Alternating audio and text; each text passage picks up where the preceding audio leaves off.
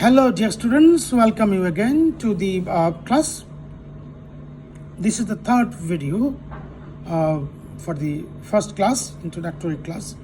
By now I should have finished the introduction and the first two videos. Now, as I told you in the earlier video, in the second video, that once you know how tax is charged and you know the status of the taxpayer, now after determining the status of the taxpayer, you impose tax on the taxpayer on her income.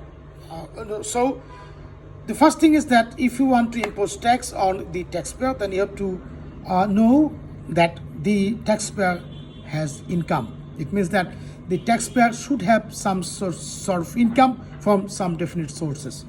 So at this point of time, we will be discussing heads of income. Heads of income means there are some specific sources from which the taxpayer derives her income.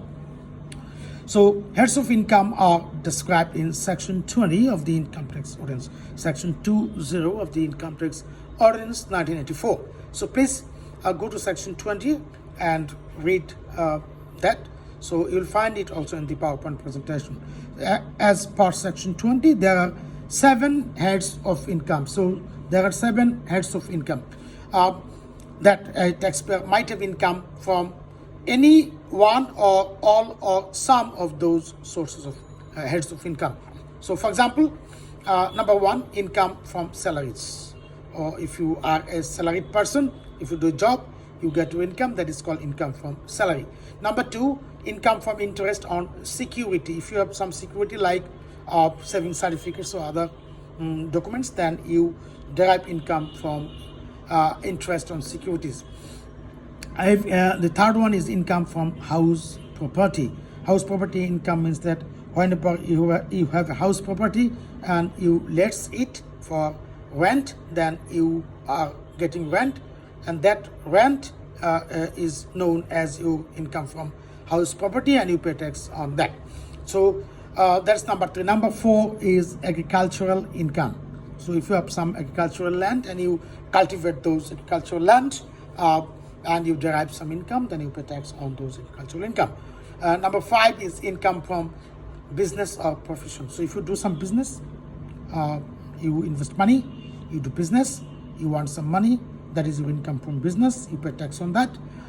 Profession means that profession, so for example, you are studying law, you will be lawyer, hopefully you will be advocate. So if you practice law, then you will be receiving your professional income from your clients. So that is your income, and you have to pay tax on that professional income. So that is number 5, income from business or profession.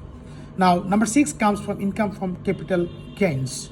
Income from capital gains. Please note, income from capital gains, it denotes, it refers to the income which is being derived by disposing of the capital assets. So capital gain is being derived through the disposal of capital assets. So we'll be discussing what is capital assets, what is capital gain income in appropriate time and appropriate place.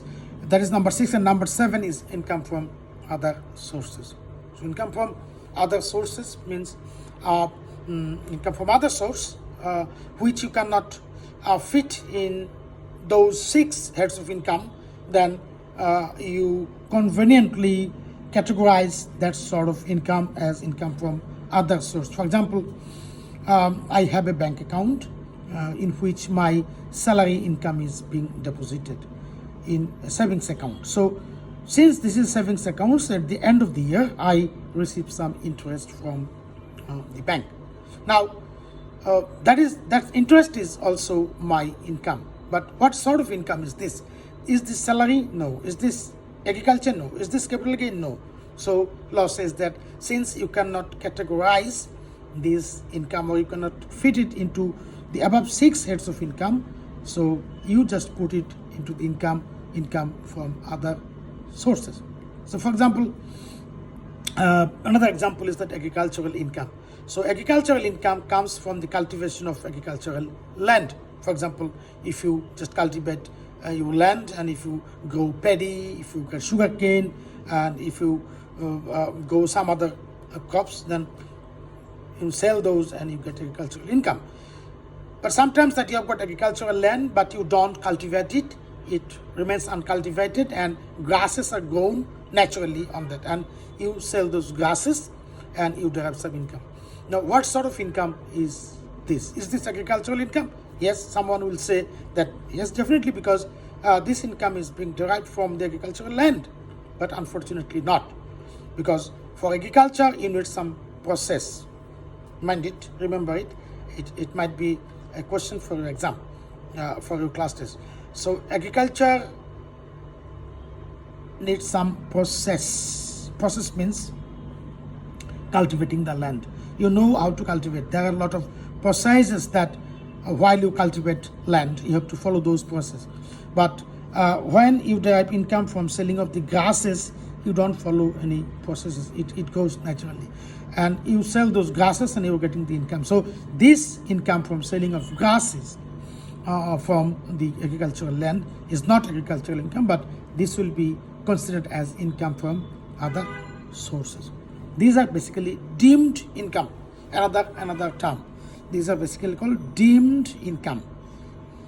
What is deemed income? Deemed income means income which is not actually your income, but law says this is your income. There is one deeming section in the income tax ordinance. Please note, section 19. Again, I repeat, you have to note that, you have to memorize that section 19 of the income tax ordinance 1984 deals with the concept of deemed income. Deemed income means income which is not genuinely income according to your opinion, or you think that this is not income, but law says that this is income. And law says, how law says? Law says by fiction of law. That's the imagination of law. You say no income, but law says is this your income. For example, note that example well. You earned, the last year you earned 400,000 taka. So that's the source of income. You earned 400,000 taka, 4 lakhs taka. Now at the end of the year you spent 500,000 taka. So you earned 400,000 but you spent 500,000. So you spent 1 lakh excess over your income. What did you get the money from? You 1 lakh taka. So the income tax officer, the deputy commissioner of taxes, DCT, will ask you, okay brother, you have earned 400,000 taka but you spent 500,000 taka. What did you get the extra 100,000 taka from? You cannot give an explanation, or you give explanation which is not satisfactory to the opinion of the deputy commissioner of taxes. Then in that case, this 100,000 taka will be considered, regarded by law as your income from other sources. So you say this is not your income, but law says since you spent excess of your income, so in excess of your income, so this is your income from other sources, because we cannot categorize that income in any other head as described in section 20, 1, 2, 3, 4, 5, 6. So this will be included in number 6, income from other sources. So in if you go to section 19, we'll have a separate class on section 19. So if you go to section 19, you'll find a lot of incomes which are considered as income from other sources, which are deemed by fiction of law. Okay, so these are the 7 heads of income as per section 20 of the income tax ordinance 1984. Now, once we identify your heads of income, we start taxing you on your income. Remember, you might have income from one single source, you might have income from all the sources, or you might have income from some of the sources, maybe 2, 3, 4. The first source of income is, as you see, the income from salary.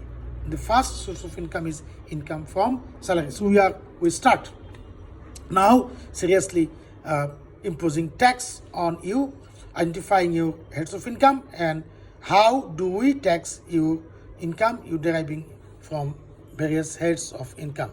So now the first, as I told you, the first one is income from salary. So in section 21 of the income tax ordinance, section 21(1), you will find the definition of salary, what is salary, how tax is charged on salary, another income from salary. Another important issue is that we have to define some terms while we discuss income from salary. So for example, we'll be discussing some terms like perquisite, profit in lieu of salary, and provident or annual value, or some other terms we'll be discussing while we discuss income from salary. So for example, salary, section 21 says, for tax purpose, salary includes the following. What are those? You will find in section 21. Any salary due from the employer to the SSC in the income year, whether paid or not, or any salary paid or allowed to him in the income year by or on behalf of an employer, though not due or before it became due to him, and any arrears of salary paid or allowed to him in the income year by or on behalf of the employer, if not charged to income tax for any earlier income. So salary, first of all, salary means that whenever you do some job, you get income for that job, so you get salary. Now, to understand salary, we will define some terms. First of all, you have to know what is wages, what is annuity, what is gratuity, and what is perquisite. These are all important for us. So now we'll refer to section 2 of the income tax ordinance to define some of the terms. The terms are again definition of salary, meaning of wages, meaning of annuity, meaning of gratuity, and perquisite. Particularly, perquisite is very important for the salary income, because before you impose tax on salary, you have to calculate your perquisite. Perquisite means the benefit which is derived by the employee from the employer along with his basic salary. So whenever the employee receives some additional benefits other than his basic salary, then those benefits are called perquisites. So for example, if you get house rent allowance, if you get car allowance, if you get medical allowance, if you get education allowance, if you get entertainment allowance, all these allowances are known as perquisites, benefit received with the salary. So income tax law says that these are the perquisites, and all the perquisites are not free. Some perquisites, some portion of the perquisites are free, and some portion of the perquisites are not free. It means that some are tax free, you don't have to pay tax on those portions, and some portions of the perquisites are taxable. It means that you have to pay tax on those. So you have to calculate how much you receive and how much you have to pay tax. So for the calculation of perquisite, we refer to part 2 of the income tax manual rules, income tax rules, as I told you earlier, income tax manual part 1 and income tax manual part 2. Part 2 contains the rules. So for calculation of perquisite, we have to refer to income tax rules. Rule 33 capital A to 33 capital J deals with the calculation of perquisites. Please go to the website, NBR website, and you will find the income tax manual part 2, and you can download, and you can go go through rule 33 of the 33A to J of the part 2. So that gives you the calculation of perquisites. So we'll be discussing as well in our class the calculation of perquisites, because this is salary income is very important for your first for your midterm exam. Usually you are asked to give the define income from salary, and you will be given a problem and with some perquisites. So you have to calculate the perquisites and calculate the total income of the taxpayer. So some terms you have to understand. Salary, as it tells, you go to section 2, section 258, you will find the definition of salary. 58 salary, section 58, section 2 clause 58 says that salary includes, it's an inclusive definition. It says includes any pay or wages, an annuity, pension or gratuity, any fees, commissions, allowances, perquisites or profits in lieu of remuneration to salary wages, any advance salary, any leave encashment, etc., etc. So these are the definition of salary. It means any pay or wages, and annuity, pension or gratuity. So it means pay. Salary means pay and wages. So wages is usually given to the worker. As you know, those workers, they work in the factory. So these are the wages, part of the salary. Annuity